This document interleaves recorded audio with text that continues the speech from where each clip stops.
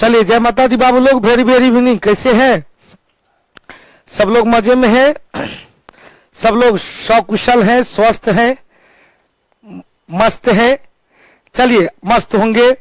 क्या हुआ sir class का? राजेश कुमार जी, देख भैया, क्लास का क्या होगा? क्लास तो चलता ही रहेगा। अब देखो, आवाज आ रही है मेरे, आवाज भी आ रही होगी। तो पूनम बाबू, आईडी में 2 टेस्ट ओपन कर दीजिएगा, 2 टेस्ट ओपन कर दीजिएगा। चलिए भैया, अब देखो, जीएस जीके माही औरंगाबाद। चलिए, सब लोग सकुशल हैं, स्वस्थ हैं, तो मजे में होंगे। और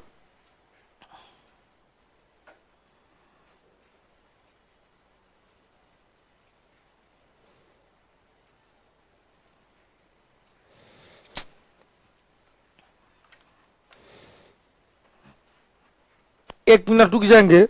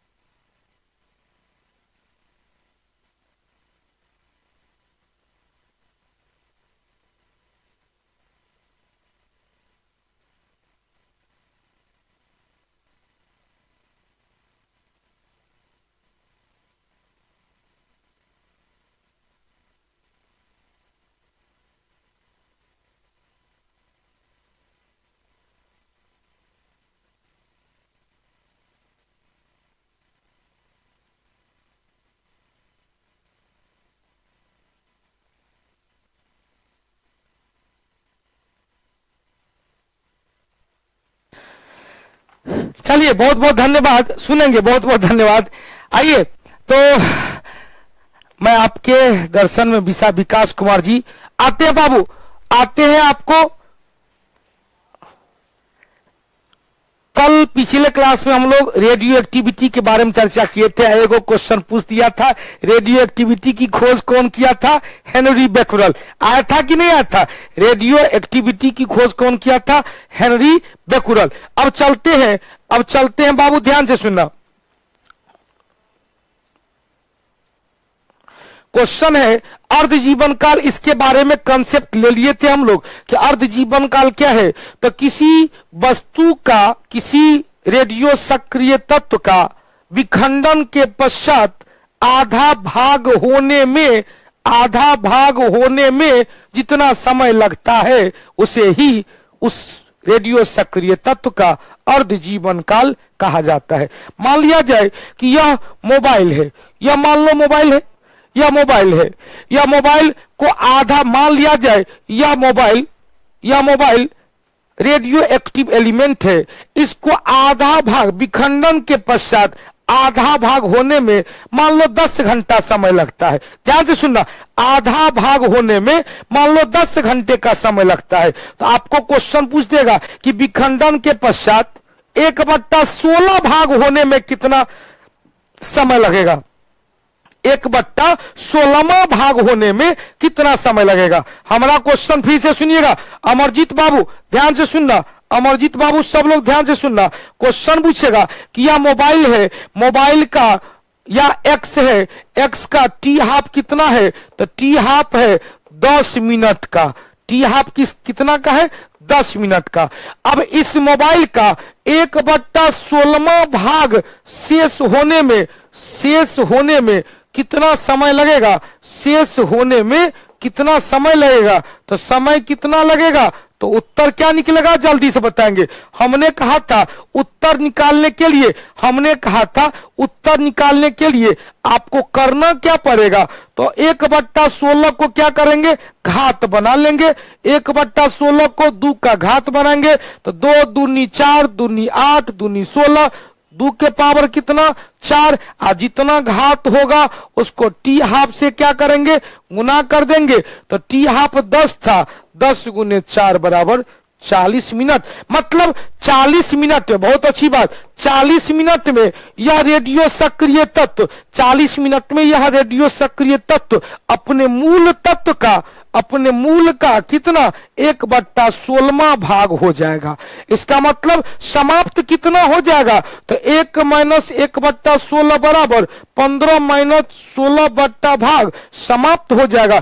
शेष कितना बचेगा 1/16, शेष कितना बचेगा 1/16। तो दोनों प्रकार से क्वेश्चन पूछ सकता है, दोनों प्रकार से क्वेश्चन पूछ सकता है। क्वेश्चन पूछेगा कि बाबू देखो 1/16 भाग शेष बचने में या 15/16 भाग समाप्त होने में, 15/16 भाग समाप्त होने में या 1/16 भाग होने में, तो दोनों का उत्तरवा एक के होगा, उत्तर में कोई कठिनाई नहीं होगी। हो गया। अब इस क्वेश्चन को और ले ले, इसी क्वेश्चन को लेते हैं कि यदि टी हाफ है, ध्यान सुनिएगा, टी हाफ है 30 मिनट का, तो किसी रेडियो सक्रिय तत्व का मूल तत्व के तुलना में, मूल तत्व की तुलना में 25% होने में, 25% होने में कितना समय लगेगा। अब यहां पर जल्दी से बताएंगे, 25% हमने कर दिया। लो बाबू, अब तो कोई कंफ्यूजन है, 25% हमने कर दिया, 25% होने में कितना समय लगेगा, मतलब इसी क्वेश्चन का मोड क्या होगा, 75% समाप्त होने में कितना समय लगेगा। तो दोनों का उत्तर एक ही होगा, समाप्त होने में लगा समय कितना होगा, तो 75% समाप्त होने में लगा समय या 25% शेष बचने में लगा समय। प्रियंका बाबू, अनिश जी जल्दी से बताएंगे। बहुत अच्छी बात है, साहिर जी का पहला उत्तर आ गया, पहला उत्तर आ गया साहिर टेक्निकल, बहुत अच्छी बात है, बहुत अच्छा लग रहा है। अब देखो इस प्रश्न को क्या करेंगे, तो प्रतिशत में तो हम लोग को क्लियर नहीं हो रहा है, तो क्या करेंगे, प्रतिशत को हम भिन्न में तोड़ लेंगे। प्रतिशत 25% बराबर 25/100, प्रतिशत को तोड़ देंगे तो 1/4, 1/4 को घात में तोड़ेंगे, 1/2 के पावर 2। हमने क्या सिखाया आपको, पावर में जितना है उसको 30 हाफ लाइफ पीरियड से गुना कर देंगे, तो क्या होगा 30 × 2 बराबर 1 घंटा या 60 मिनट, 60 मिनट या 1 घंटा। मतलब 1 घंटा में वह रेडियो सक्रिय पदार्थ अपने मूल पदार्थ का 25% हो जाएगा या 75% भाग समाप्त हो जाए। 1 घंटा में 75% भाग समाप्त हो जाएगा। कोई डाउट है तो बोलो, क्लियर हो गया। एक और क्वेश्चन ले लेते हैं।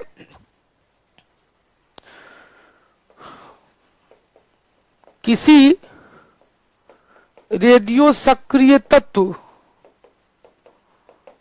का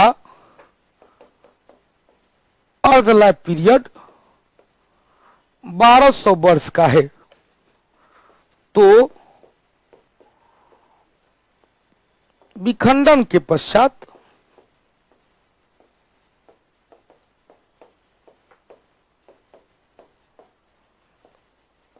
एक बट्टा 128वां भाग होने में कितना समय लगेगा, बता बाबू जल्दी। एलिमेंट कब भी समाप्त नहीं हो सकता, नहीं टूटता चला जाएगा, टूटता चला जाएगा। चैप्टर का नाम क्या है बाबू, नाम क्या है, चैप्टर का नाम क्या है, सरफराज अली, चैप्टर का नाम है रेडियो सक्रियता, रेडियो एक्टिविटी, रेडियो सक्रियता या रेडियो एक्टिविटी। कोई बात नहीं, यह चैप्टर आज खत्म हो जाएगा, आपका अगला चैप्टर से नया चीज होगा, आप समझने का प्रयास करेंगे। रेडियो सक्रियता, मैं सर पूर्णिया पुलिस में हूं, चले चंदन जी पूर्णिया में पुलिस में है, बहुत बहुत धन्यवाद, और माता रानी करे कि इस बार आपको डबल स्टार लग जाए। जल्दी से बताएंगे केवल 84 कैसे होगा, कोई 84,000 मार रहा है आलोक बाबू, कोई 8400 मार रहा है। देखो अब हमने क्या कहा, ध्यान से सुनिएगा, इसका मतलब कैलकुलेशन में गलत हो रहा है आप लोग को, ध्यान से सुनिएगा। कैलकुलेशन बाबू ठीक करना है। 1/128 को घात में तोड़ेंगे तो कितना होगा? 2 दूनी 4 दूनी 8 दूनी 16 दूनी 32 दूनी 64 दूनी 128। तो 2 के पावर कितना? 7। अब 7 को क्या करेंगे? 1200 से गुना कर देंगे तो 12 सत्ते 84 और 2 को 0 हुआ। 12 सत्ते 84, 8400 वर्ष। कितना वर्ष? तो 8400 वर्ष में 1/128वां भाग हो जाएगा। इसी क्वेश्चन को बहुआ चेंज कर देता कि भैया रेडियो सक्रिय तत्व का हाफ लाइफ पीरियड 1200 वर्ष का है, तो इसमें क्वेश्चन आता 127/128वां भाग समाप्त होने में कितना समय लगेगा? तो इसमें समाप्त जो हो गया, जो बीत गई वो बात गई, समझो वो काली रातें थी। जो अब आने वाली है वो आपके लिए सुनहरी सुबह होगी, गुनगुनी सुबह होगी, ऊर्जावान सुबह होगी। तो जितना बीत गया है मारो गोली, अब कितना बाकी है? तो इसमें 1 घटा देंगे तो बाकी कितना हो जाएगा? 1/128। बाकी आएगा 1/128। तो 1/2 के पावर 7, 7 से गुना कर देंगे 12 में, 12 सत्ते 84 हो गया। बहुत अच्छी बात।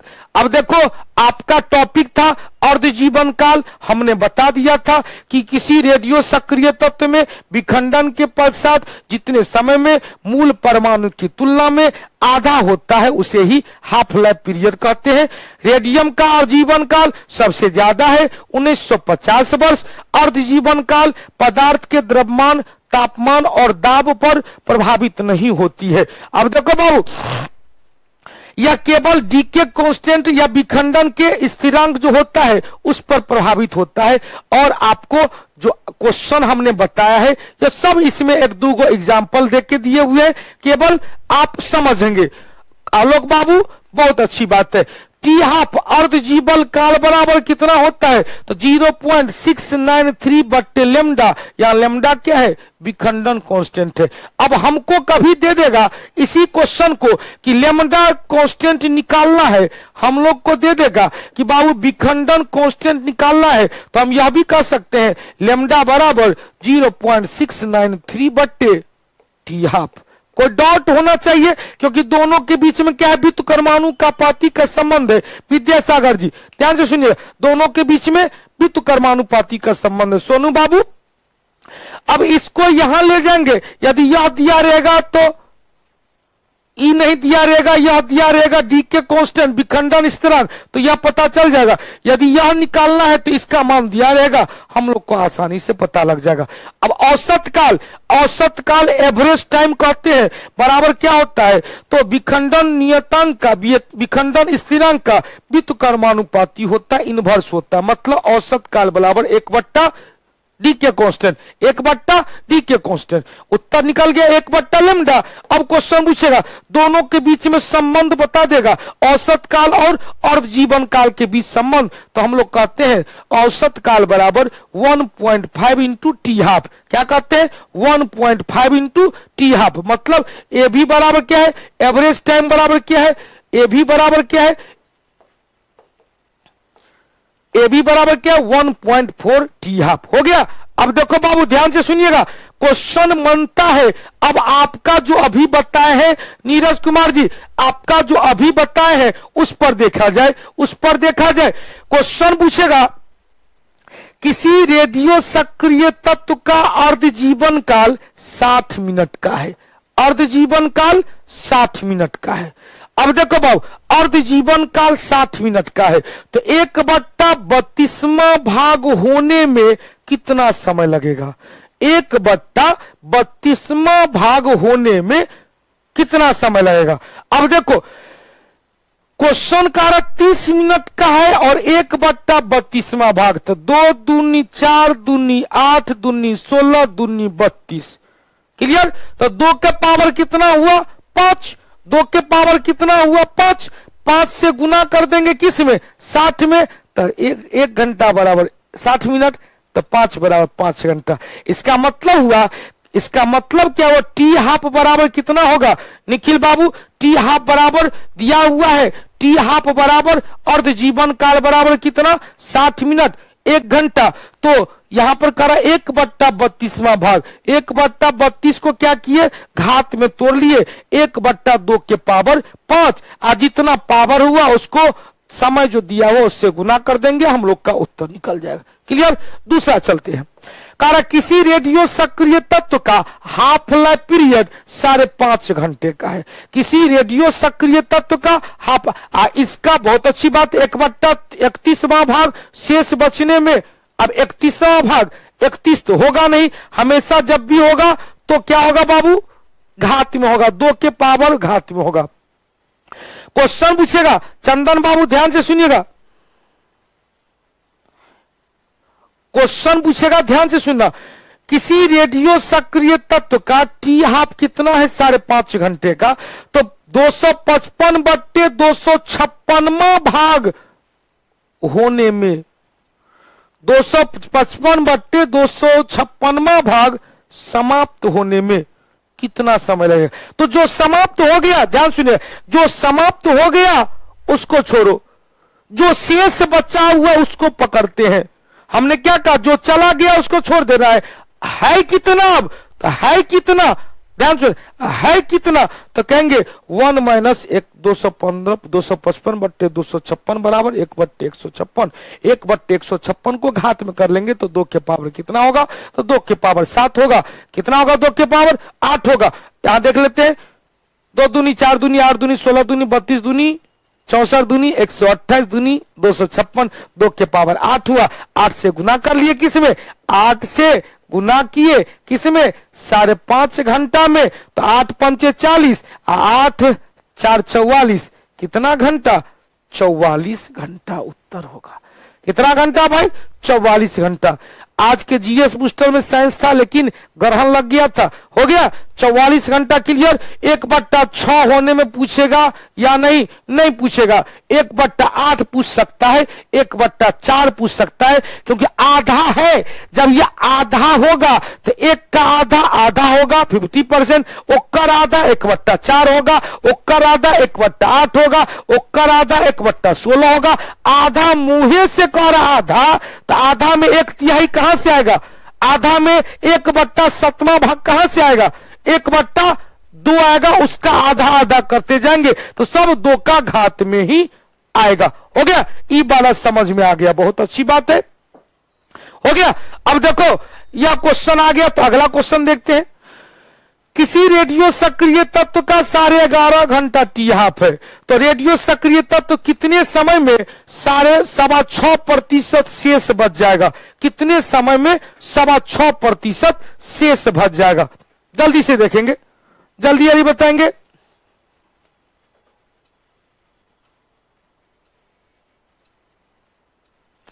एगो बाबू क्वेश्चन कह रहा है, नीरज कुमार पासवान कह रहा है कि 6 घंटा 60 मिनट का है, कह रहा क्वेश्चन 60 मिनट का है, तो 60 मिनट के बाद 5 घंटा में कितना भाग समाप्त हो जाएगा, बतवा बराबर 5 घंटा में करने के लिए क्या करेंगे, गुना कर देंगे, तो 6 पंचे 30, 5 घंटा में 2 के पावर 5 कर देंगे तो कितना होगा, 2 दूनी 4 दूनी 8 दूनी 16 दूनी 32, 1/32 भाग बचेगा, 31/32 भाग समाप्त हो जाएगा। हो गया।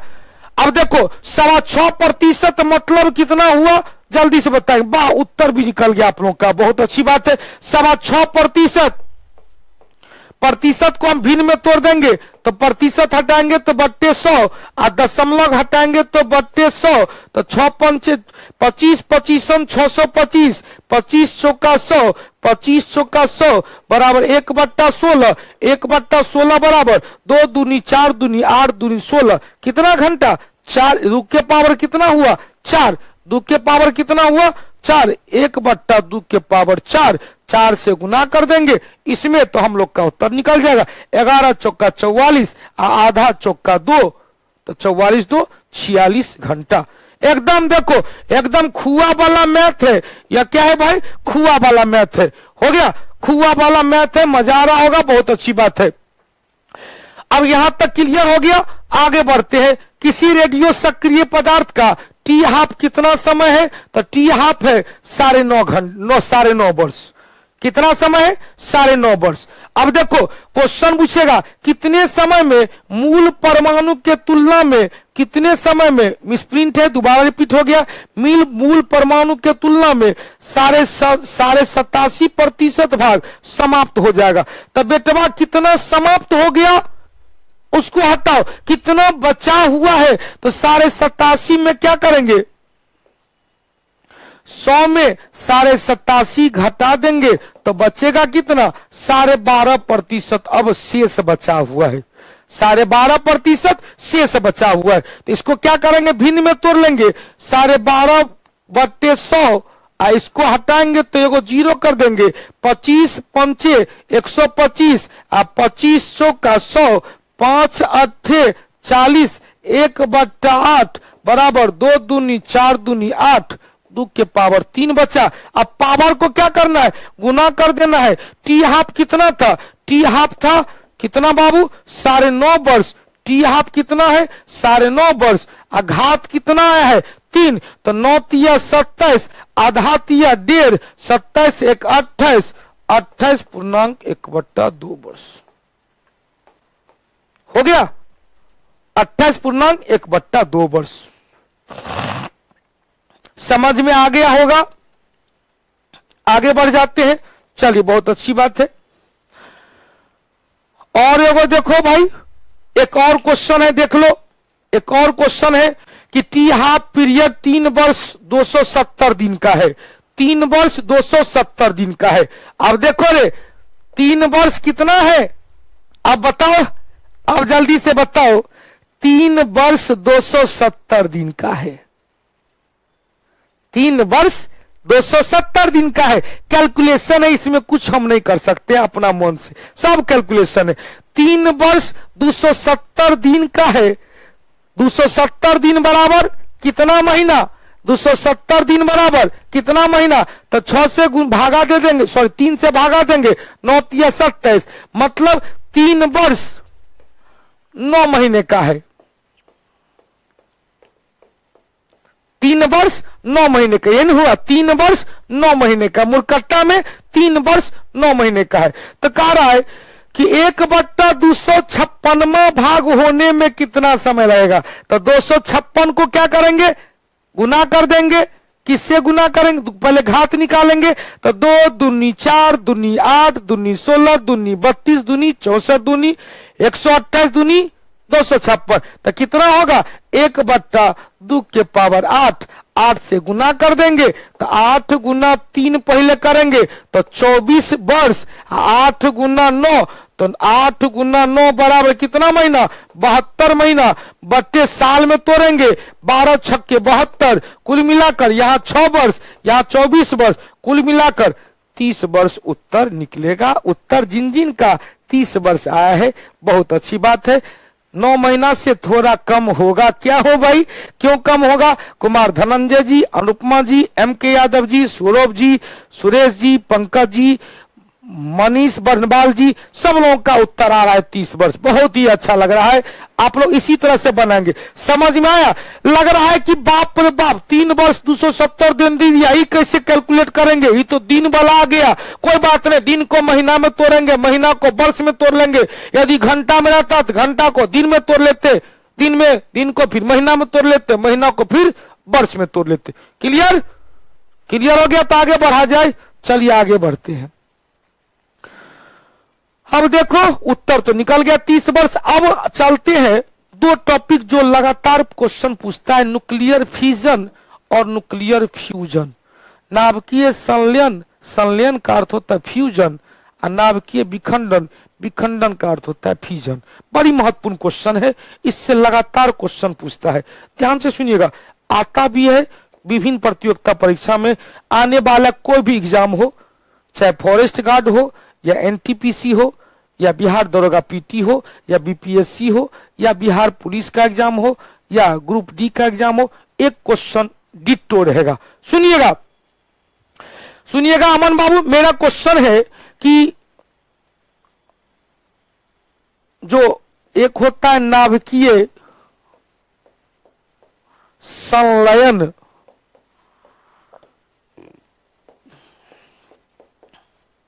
न्यूक्लियर फ्यूजन, और दूसरा होता है नाभिकीय विखंडन, न्यूक्लियर फ्यूजन। सुनिएगा, लिखाने तिखाने वाला झंझट नहीं। आपका फॉरेस्ट गार्ड का एग्जाम है, कुछ कीजिए विवेकारिया। क्या करेंगे बाबू, आपको भी आशीर्वाद मिलेगा। शनिवार को अभी से लेकर जीएस बूस्टर में, पिछले सप्ताह में जो जीएस बूस्टर दिए थे, जो बिहार दरोगा, केवल बिहार दरोगा नहीं था, ईएसआई नहीं था, 2 सप्ताह से जो जीएस बूस्टर है बेटा पढ़ लो ना। 65 क्वेश्चन आपके लिए है। आपका जीके जीएस में फॉरेस्ट गार्ड में 65 क्वेश्चन है। इनकलाब जिंदाबाद होगा। अब देखो जी, कैन यू वॉच मी, आप मुझे देख सकते हैं? नहीं बाबू, आपको हम देख नहीं सकते हैं पूनम जी, लेकिन आपके मैसेज को हम देख सकते हैं। आइए ध्यान से सुनिएगा, क्वेश्चन पूछ रहा है जी, मैसेज हम आपका देख रहे हैं। आपका क्वेश्चन पूछ रहा है, ध्यान से सुनिएगा। एगो मोहित राज जी दर्द कर रहा क्वेश्चन कि मेरा माथा दर्द कर रहा है, क्या करे? तो भैया माथा दर्द कर रहा है तो दर्द का कारण होना चाहिए। माथा पानी से जाके धो लो, बर्फ डाल लो, माथा ठंडा हो जाएगा। बर्फ में मुरी घुसिया लो, माथा ठंडा हो जाएगा। ये पगला कहीं पढ़ाई टाइम में तेरा माथा दर्द करता है, कनपट्टी में देंगे तो पराग अभी तेरा फोन आ जाएगा, बतियाने में तू 2 घंटा समय लगा देगा और तेरा पढ़ने में माथा दर्द करता है। आइए अच्छे लाल जी, यहां पर देख भैया, अच्छे लाल जी आपके गांव से क्वेश्चन आया था, महात्मा गांधी कहां से सत्याग्रह आंदोलन भारत में स्टार्ट किए थे? रे चंपारण नरेश, देख पूछ दिया था। क्वेश्चन पूछ रहा है, क्वेश्चन पूछ रहा है नाभिकीय संलयन, नाभिकीय विखंडन। चुपचाप सुनिएगा। संलयन मतलब होता है जोर, संलयन मतलब क्या होता है? जोर। अब विखंडन मतलब होता है तोड़, विखंडन मतलब होता है ब्रेकअप, विखंडन मतलब क्या होता है? ब्रेकअप। और संलयन मतलब होता है पैकअप। समझ में? संलयन मतलब होता है पैकअप और विखंडन मतलब होता है ब्रेकअप। संलयन मतलब पैकअप, विखंडन मतलब ब्रेकअप। हो गया? चलो बहुत अच्छी बात। अब देखो बाबू, क्वेश्चन आपसे पूछ रहा है कि जब छोटे छोटे कई नाभिक मिलकर एक बड़े नाभिक का निर्माण कर लेता है, इस प्रक्रिया के दौरान छोटे छोटे नाभिक के कुल द्रव्यमान के तुलना में बड़े नाभिक के द्रव्यमान में कुछ कमी हो जाती है। द्रव्यमान में यह कमी किसके कारण? तो ऊर्जा में रूपांतरण के कारण होता है। ऐसा आइंस्टीन नामक विद्वान ने अपने सापेक्षता के सामान्य सिद्धांत के तहत जो द्रव्यमान ऊर्जा समीकरण दिए थे, E बराबर mc² से सिद्ध किए थे, जहां E क्या था? एनर्जी, M क्या था? मास, और C क्या था? Velocity of light. फिर से सुनिएगा, फिर से सुनिएगा। हाँ, ब्रेकअप मतलब विखंडन और पैकअप मतलब संलयन। हो गया?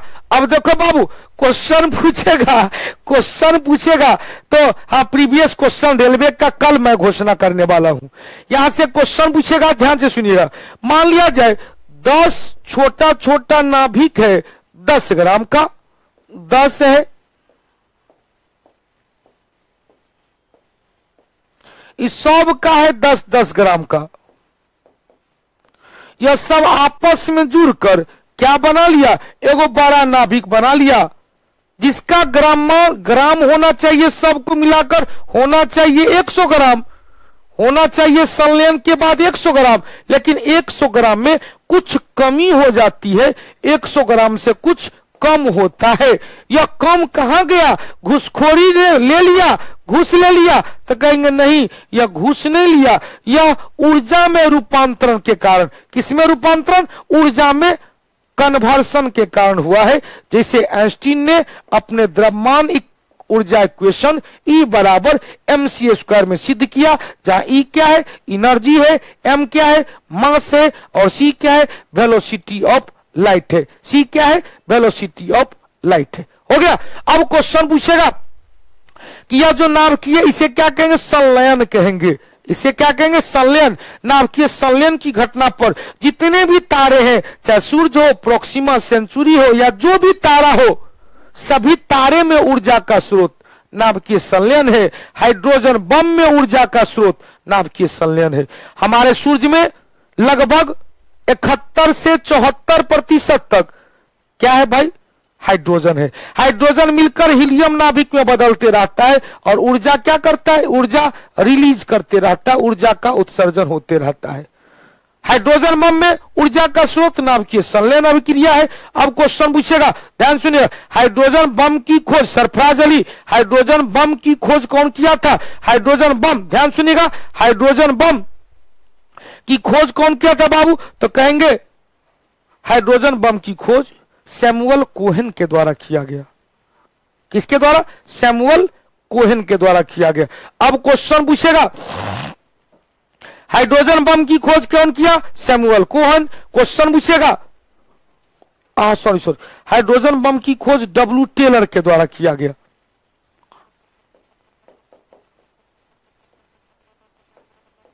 डब्ल्यू टेलर के द्वारा किया गया। परमाणु बम की खोज ओपेनहेमर के द्वारा किया गया। न्यूट्रॉन बम की खोज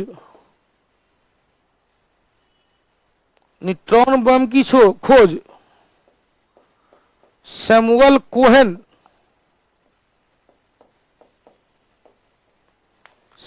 कोहेन के द्वारा किया गया।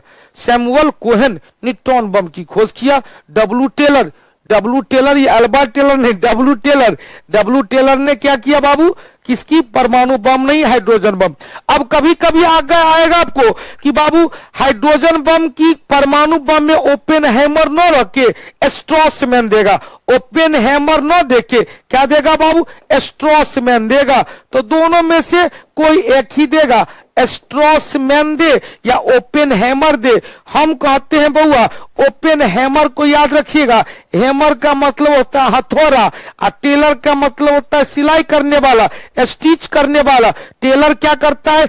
स्टिचिंग करता है। टेलर क्या करता है? छोटे छोटे टुकड़े को जोड़कर बड़ा टुकड़ा बना देता है, छोटे छोटे टुकड़े को जोड़कर बड़ा टुकड़ा बना देता है, मतलब नाभिकीय संलयन करता है। नाभिकीय संलयन की प्रक्रिया पर आधारित हाइड्रोजन बम और तारों में ऊर्जा का स्रोत है। अब इधर देखे क्वेश्चन पूछ रहा है, ध्यान से सुनिएगा। क्वेश्चन पूछेगा कि विखंडन क्या है? तो बड़ा नाभिक को हथौड़ा मारकर छोटे छोटे नाभिक में तोड़ दिया। हथौड़ा को हैमर कहा जाता है। हथौड़ा को क्या कहते हैं? हैमर कहा जाता है। तो परमाणु विखंडन, नाभिकीय विखंडन की खोज कौन किया था? ओपेनहेमर के द्वारा। खोज कौन किया था? ओपेनहेमर के द्वारा। अब देखो बाबू क्वेश्चन पूछेगा कि परमाणु बम नाभिकीय विखंडन की प्रक्रिया पर आधारित परमाणु बम से एक और क्वेश्चन पूछेगा कि न्यूक्लियर रिएक्टर पूछेगा। न्यूक्लियर रिएक्टर नाभिकीय विखंडन प्रक्रिया पर आधारित विश्व में पहला न्यूक्लियर रिएक्टर एनरिको फर्मी के द्वारा शिकागो में 1942 ईस्वी में, शिकागो 1942 ईस्वी में। पहला परमाणु बम 1945 में 6 अगस्त 1945 को अमेरिका के वायुसैनिक के द्वारा जापान के हिरोशिमा शहर पर लिटिल बॉय, और 9 अगस्त 1945 को जापान के नागासाकी शहर पर अमेरिका के वायुसैनिक के द्वारा फैटमैन नामक परमाणु बम गिराया गया था। परमाणु बम नाभिकीय विखंडन की प्रक्रिया पर, तारों में ऊर्जा का स्रोत, नाभिकीय संलयन की प्रक्रिया पर, हाइड्रोजन बम नाभिकीय संलयन की प्रक्रिया पर, न्यूक्लियर रिएक्टर नाभिकीय विखंडन की प्रक्रिया पर। अब आइएगा, नाभिकीय विखंडन की प्रक्रिया दो प्रकार का होता है। नाभिकीय विखंडन की प्रक्रिया दो प्रकार का होता है। कौन कौन भाई? एक होता नियंत्रित, एक होता अनियंत्रित। अनियंत्रित प्रक्रिया परमाणु बम में देखा जाता है, एटम बम में देखा जाता है, कोई उसको कंट्रोल नहीं। अनियंत्रित के बाद नियंत्रित अभिक्रिया किसमें देखा जाता है? तो न्यूक्लियर रिएक्टर में, परमाणु भट्टी में देखा जाता है, एनआर में देखा जाता है। अब देखो न्यूक्लियर रिएक्टर में, ध्यान सुनिए, न्यूक्लियर रिएक्टर में 3 चीज देखने को मिलेगा। न्यूक्लियर रिएक्टर में 3 चीज देखने को मिलेगा। आलोक बाबू, चले बहुत अच्छी बात है। पहला दिखेंगे मंदक मॉडरेटर, दूसरा दिखेंगे नियंत्रक कंट्रोलर और तीसरा दिखेंगे शीतलक कूलेंट। देख भैया ध्यान से सुनिएगा, परमाणु बम हाइड्रोजन बम में क्या अंतर है? बिरजू ने पूछा हाइड्रोजन बम संलयन पर, परमाणु बम विखंडन पर। हाइड्रोजन बम को विस्फोट करने से पहले परमाणु बम विस्फोट करना पड़ेगा, क्योंकि काफी मात्रा में ऊर्जा की आवश्यकता पड़ जाती है, काफी मात्रा में छोटे छोटे नाभिक की आवश्यकता पड़ जाती है। हो गया ऑटो हॉर्न, बहुत अच्छी बात है। देखो भैया रॉबर्ट टेलर, अब देखो डब्ल्यू टेलर याद रखेंगे, प्लूटोनियम देता है भैया, हाँ बहुत अच्छी बात है। परमाणु बम बनाने में, पहला परमाणु बम बनाने में प्लूटोनियम देता है, जिसकी खोज मैडम क्यूरी के द्वारा किया गया। सुनना, हमने कहा न्यूक्लियर रिएक्टर में नियंत्रित अभिक्रिया, न्यूक्लियर रिएक्टर में न्यूट्रॉन की गति को कम करने के लिए, रंजीत बाबू, न्यूट्रॉन की गति को कम करने के लिए क्या किया गया? जब ये मंदक होगा न्यूट्रॉन की गति कम करता है, न्यूट्रॉन को कंट्रोल करता है नियंत्रक या कंट्रोलर, और न्यूट्रॉन को ठंडा करता है शीतलक या कूलेंट। इसमें दो चीज ध्यान से सुनना है। अब क्वेश्चन पूछेगा मंदक के रूप में, मंदक का काम क्या है? न्यूट्रॉन की गति को स्लो करना। इसमें क्या किया जाता है? D2O, D2O को क्या कहते हैं? भारी जल। आपका ESI एग्जाम में कल आया था क्वेश्चन, भारी जल, भारी जल का प्रयोग किया जाता है। दूसरा ग्रेफाइट के चूर्ण का प्रयोग किया जाता है, ग्रेफाइट का चूर्ण। और तीसरा होता है बेरिलियम ऑक्साइड। कौन सा? बेरिलियम ऑक्साइड, बेरिलियम ऑक्साइड का यूज किया जाता है। अब क्वेश्चन पूछेगा जिस न्यूक्लियर रिएक्टर में, ध्यान सुनिएगा, जिस न्यूक्लियर रिएक्टर में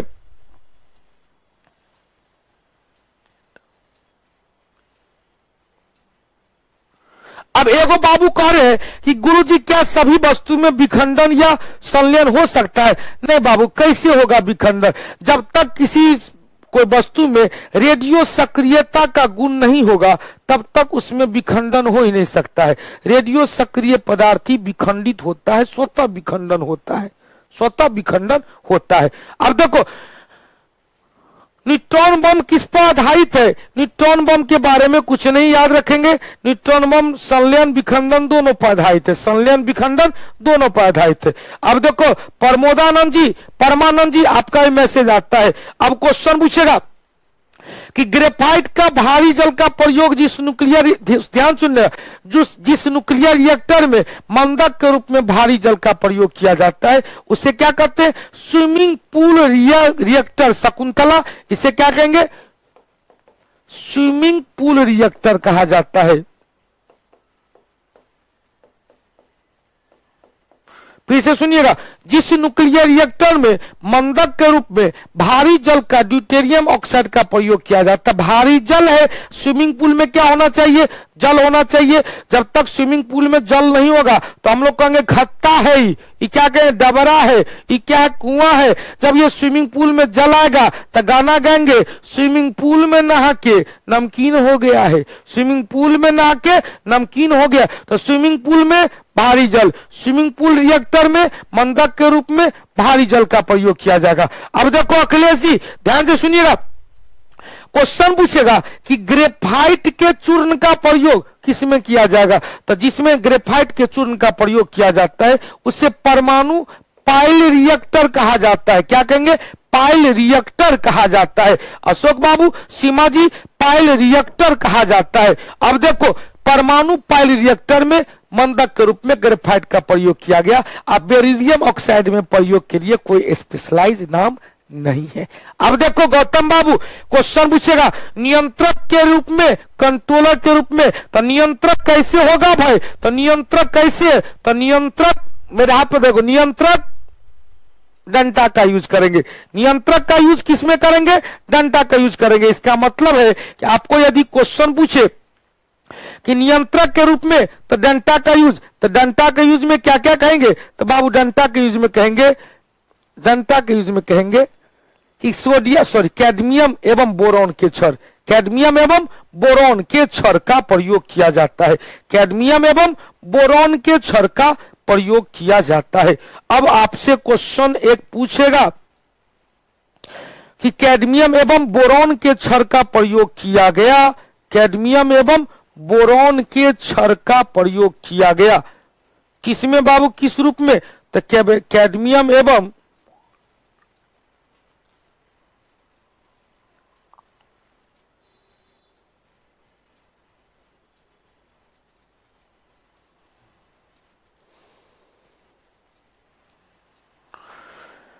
एगो बाबू क्वेश्चन पूछ रहा है, अलग अलग मोबाइल से देख रहे हैं। हम और रवि अलग अलग एक ही रूम में है, रवि जी आलोक जी एक के रूम में है, अलग अलग मोबाइल से देख रहे हैं, अच्छी बात है।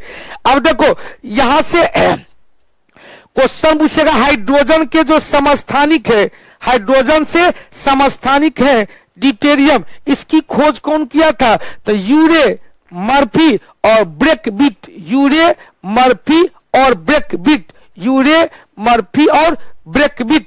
क्वेश्चन पूछेगा हाइड्रोजन के समस्थानिक ड्यूटेरियम की खोज कौन किया था? तो यूरे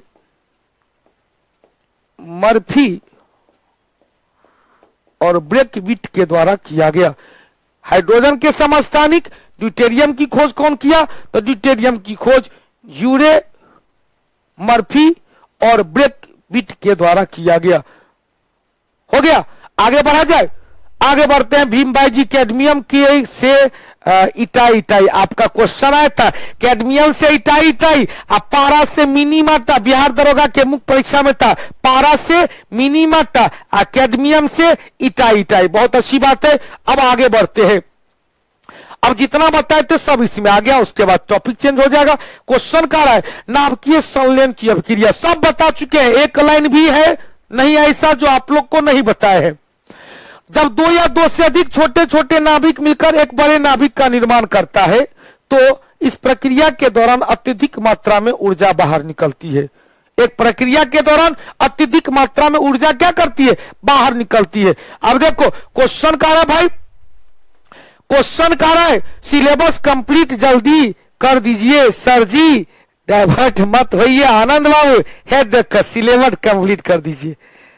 ऐसा नहीं करो, मस्ती से करो ना, मस्ती से पढ़ो, मस्ती से पढ़ेंगे तो मजा आएगा। चलिए बहुत अच्छी बात है। प्रणाम पापा की साथ की देख रहे हैं, पिताजी को प्रणाम, उनका आशीर्वाद हम पूरे कौटिल्या परिवार पे बने रहे। तो क्वेश्चन का रहा है ऐसी अभिक्रिया को नाभिकीय संलयन अभिक्रिया। संलयन मतलब क्या कहते हैं? जोड़। संलयन मतलब क्या करते हैं? जोड़। संलयन मतलब जोड़। तो जो छोटे छोटे नाभिक मिलकर बड़े नाभिक का निर्माण करता है, इस प्रक्रिया में ऊर्जा का मुक्त होता है। ऊर्जा का मुक्त कैसे? द्रव्यमान में कमी के कारण। अब क्वेश्चन पूछेगा, ध्यान से सुनिएगा गौतम किशोर जी, इस प्रक्रिया से क्या होता है? निकलने वाला ऊर्जा द्रव्यमान में क्षति के कारण निकलता है। निकलने वाला ऊर्जा द्रव्यमान में क्षति के कारण, जिसे सिद्ध कौन किया था? आइंस्टीन के सापेक्षता, आइंस्टीन के सापेक्षता के सिद्धांत। अब क्वेश्चन पूछेगा रिलेशन, जो द्रव्यमान ऊर्जा वाला संबंध था, इक्वेशन था मास एनर्जी इक्वेशन, E बराबर mc square. Mass energy equation E बराबर mc स्क्वायर। E क्या है? एनर्जी। E क्या है? एनर्जी। E क्या है? एनर्जी। M क्या है? मास। C क्या? Velocity of light. Velocity of light कितना है भाई? 3 × 10⁸ मीटर प्रति सेकेंड। हो गया। अब क्वेश्चन पूछेगा, ध्यान से सुनो बेटा, इस प्रक्रिया के दौरान छोटे छोटे नाभिक के कुल द्रव्यमान के योगफल के तुलना में बड़े नाभिक के द्रव्यमान में कुछ कमी आ जाती है। जो द्रव्यमान में कमी किसके कारण? ऊर्जा में रूपांतरण के कारण। क्वेश्चन पूछेगा तारों में ऊर्जा का स्रोत, सूर्य क्या है? पृथ्वी का निकटवर्ती तारा है। सूर्य क्या है? पृथ्वी का निकटवर्ती तारा है। सूर्य का प्रकाश पृथ्वी तक 500 सेकंड आने में लगता है। चंद्रमा तारा नहीं है, चंद्रमा ग्रह भी नहीं है, चंद्रमा उपग्रह है। चंद्रमा क्या है? सैटेलाइट है। पृथ्वी का एकमात्र उपग्रह चंद्रमा है। चंद्रमा का प्रकाश अपना नहीं है, वो सूर्य से जो प्रकाश दिन में एब्जॉर्ब करता है उसे रिफ्लेक्ट करता है। वही रिफ्लेक्टेड लाइट हम लोग के पृथ्वी का आता है 1.1/4 सेकेंड में। अब क्वेश्चन पूछे तारे में ऊर्जा का स्रोत नाभिकीय संलयन है। हाइड्रोजन बम में ऊर्जा का स्रोत नाभिकीय संलयन है। हाइड्रोजन बम की खोज कौन किया? W टेलर के द्वारा।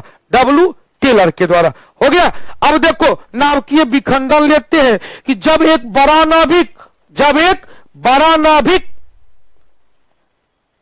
टूटकर छोटे छोटे नन्हे मुन्ने नाभिक में टूट जाता है तो इस प्रक्रिया में क्या हुआ? ऊर्जा रिलीज होता है। बड़े नाभिक के तुलना में छोटे छोटे नाभिक का द्रव्यमान में कुछ क्या होता है, कमी हो जाती है। द्रव्यमान में कमी, ऊर्जा में रूपांतरण के कारण।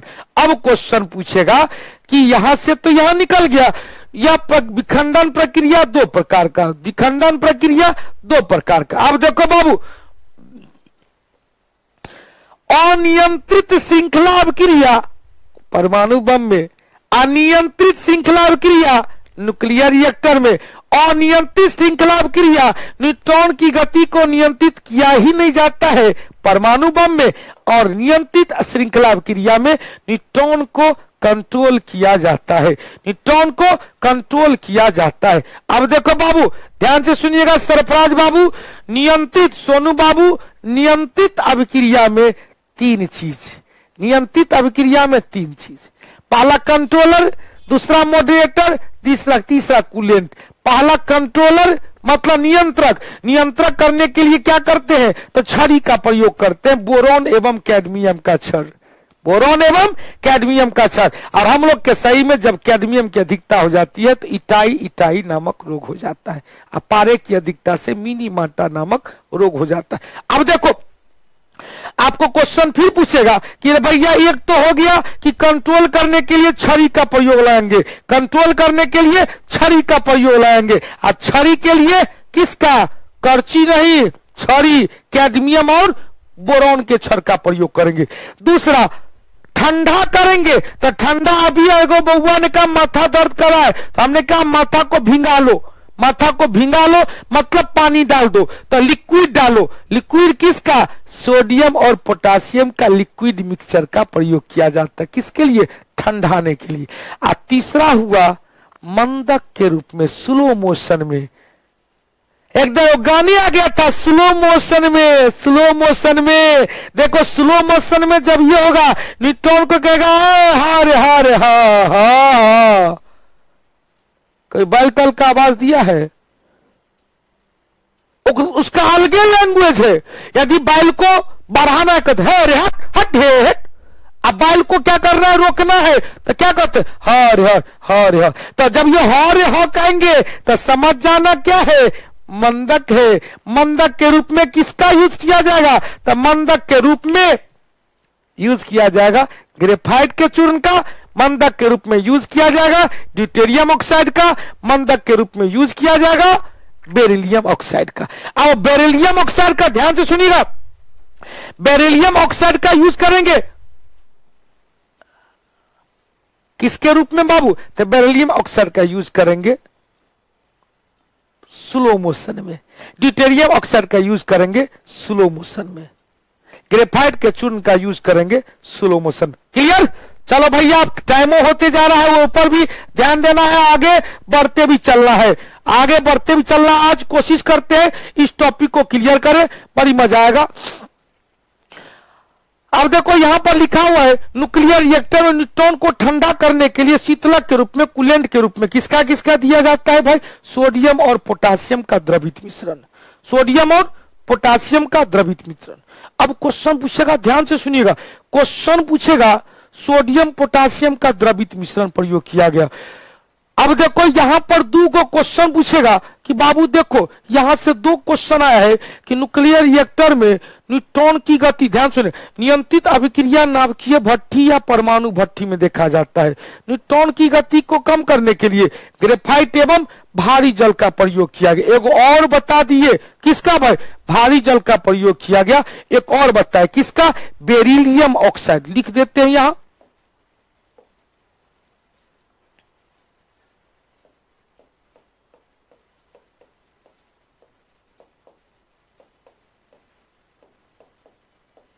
बेरिलियम ऑक्साइड हो गया, बेरिलियम ऑक्साइड। क्वेश्चन पूछेगा जिस नाभिकीय रिएक्टर में मंदक के रूप में ग्रेफाइट का प्रयोग किया जाता है उसे परमाणु पाइल रिएक्टर कहा गया, और जिसमें नियंत्रित करने, जिसमें क्या किया गया, ध्यान सुनिएगा, जिसमें मंदक के लिए परमाणु पाइल, एक चीज इसमें नहीं दिया हुआ है तो यहां देख लेते हैं, यहां पर लिख देते हैं मंदक के रूप में यदि D2O होगा उसे क्या कहेंगे, स्विमिंग पूल रिएक्टर कहा जाता है। हो गया, स्विमिंग पूल रिएक्टर कहा जाता है। बाबू क्लियर हो गया। तो जब मंदक के रूप में परमाणु पायल का यूज करेंगे, ग्रेफाइट होगा तब ग्रेफाइट का यूज करेंगे, यहां पर ग्रेफाइट का यूज करेंगे तो इसे क्या कहेंगे, परमाणु पायल रिएक्टर कहा जाता है। आगे बढ़ जाए, चले बाबू, अच्छा चीज हुआ, अच्छा चीज हुआ तो ध्यान से सुनिएगा। अब 3 गो चीज ऑलरेडी बता चुके हैं। कैडमियम और बोरोन का क्षण का प्रयोग किसमें, कैडमियम और बोरोन के क्षण का प्रयोग किसमें भाई, तो कैडमियम और बोरोन के क्षण का प्रयोग न्यूट्रॉन की गति को नियंत्रित करने के लिए कैडमियम और बोरोन के क्षण का प्रयोग किया जाता है। अब देखो बाबुआ, क्वेश्चन पूछता है, ध्यान से सुनना, एकदम क्वेश्चन पूछेगा, मजेदार तरीके से डिस्कशन लेना है। न्यूक्लियर रिएक्टर का प्रयोग जन कल्याणकारी कार्य के लिए किया जाता है, लोक कल्याणकारी कार्य के लिए किया जाता है, जबकि परमाणु बम का प्रयोग विध्वंसक प्रक्रिया के लिए, परमाणु बम का प्रयोग विध्वंसक प्रक्रिया के लिए। हो गया, चलिए बहुत अच्छी बात है। अब यहां से क्वेश्चन निकालते हैं। विश्व का पहला परमाणु रिएक्टर की स्थापना, पहला परमाणु रिएक्टर की स्थापना एनरिको फर्मी के द्वारा 1942 में यूएसए के शिकागो में किया गया। 1942 में एक तरफ गांधी बाबा भारत छोड़ो आंदोलन में लगे हुए थे, और उधर अमेरिका के शिकागो में एनरिको फर्मी ने न्यूक्लियर रिएक्टर प्लांट कर रहा था।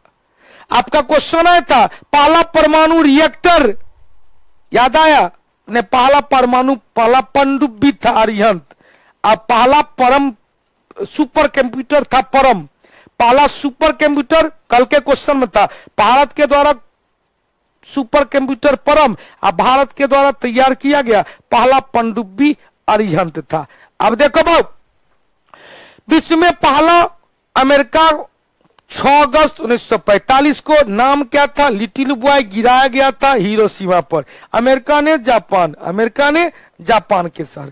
दूसरा क्वेश्चन बना कि 9 अगस्त 1945 को जापान के नागासाकी शहर पर, जापान के नागासाकी शहर पर नाम क्या था भैया, तो अमेरिका जो 6 अगस्त ने गिराया हिरोशिमा पर नाम था लिटिल बॉय, और 9 अगस्त को गिराया तो नाम था फैटमैन।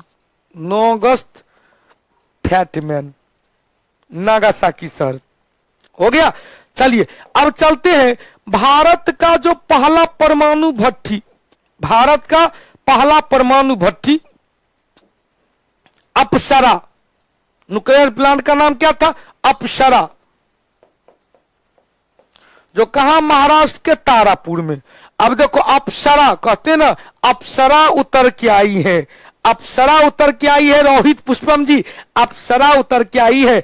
भारत में वर्तमान में 6 राज्य में 10 परमाणु रिएक्टर काम कर रहा है, 6 राज्य में 10 परमाणु रिएक्टर काम कर रहा है।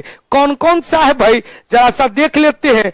तो महाराष्ट्र में तारापुर, उंगली पर गिनिएगा, महाराष्ट्र में तारापुर, गुजरात में काकरापारा, राजस्थान में रावत भाटा, उत्तर प्रदेश में नरौरा, कर्नाटक में कैगा, तमिलनाडु में कुडून कनाल और कलपक्कम। फिर से सुनिएगा, क्या कहें भाई, महाराष्ट्र में तारापुर, महाराष्ट्र में तारापुर, कर्नाटक में कैगा, तमिलनाडु में कुडून कनाल और कलपक्कम, गुजरात में काकरापारा, राजस्थान में रावत भाटा और उत्तर प्रदेश में नरौरा।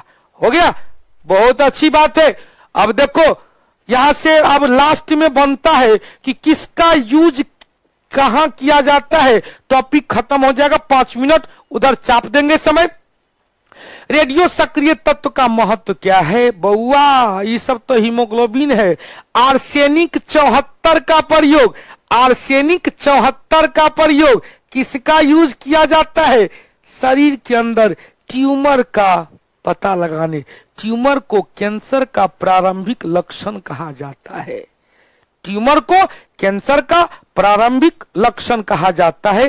ट्यूमर का पता लगाने के लिए आर्सेनिक 74 का प्रयोग किया जाता है। कैंसर का इलाज के लिए कोबाल्ट 60 का प्रयोग किया जाता है। कैंसर का इलाज के लिए अनुपमा जी 7 हुआ ना, 6 राज्य तो 6 ही है। महाराष्ट्र तारापुर, गुजरात काकरापारा, रावतभाटा राजस्थान, नरौरा उत्तर प्रदेश, कर्नाटक कैगा, और तमिलनाडु में कितना है? 2 है। राज्य कितना? 6 है। क्वांटिटी की संख्या 10 है। राज्य कितना? 6 है, क्वांटिटी की संख्या 10 है। ध्यान से सुनिएगा। हाँ, तो ट्यूमर का प्रयोग पता लगाने के लिए आर्सेनिक 74, कोबाल्ट के इलाज के लिए कोबाल्ट किसका? कैंसर के इलाज के लिए कोबाल्ट 60, रक्त परिवहन जब ये आएगा सोडियम 24, रक्त परिवहन सोडियम 24, रक्त परिवहन सोडियम 24, हड्डी से आएगा फास्फोरस 32, हड्डी से आएगा फास्फोरस 32, हड्डी से आएगा फास्फोरस 32, थायराइड से आएगा आयोडीन 131, थायराइड से आएगा आयोडीन 131, थायराइड से आएगा आयोडीन 131। फिर से सुनते हैं।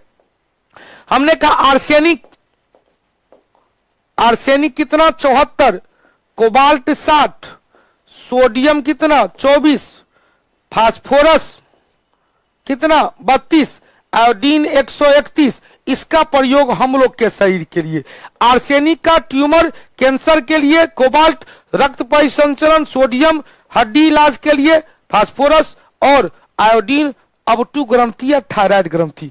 अब चलते हैं 2 गो और कि भैया यदि भूमिगत तेल पाइपलाइन या गैस पाइपलाइन है उसमें लीकेज आया तो उस लीकेज का भी पता लगाने के लिए इसका यूज किया जाता है। पेड़ पौधा के द्वारा अवशोषित किया गया उर्वरक की मात्रा लगाने के लिए भी इसका यूज किया जाता है जीएम काउंटर के द्वारा। किसके द्वारा बाबू? जीएम काउंटर के द्वारा, जो रेडियो सक्रिय की को मापने वाला एक यंत्र है, डिवाइस है।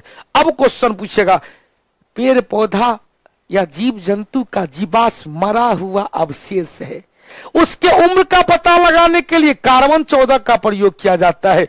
जबकि पृथ्वी, चट्टान, पर्वत, पठार, मैदान, मिट्टी, मूर्ति, मकान इत्यादि के उम्र का पता लगाने के लिए किसका बाबू? 235 का यूज किया जाता है। हो गया बाबू? ध्यान सुनिएगा।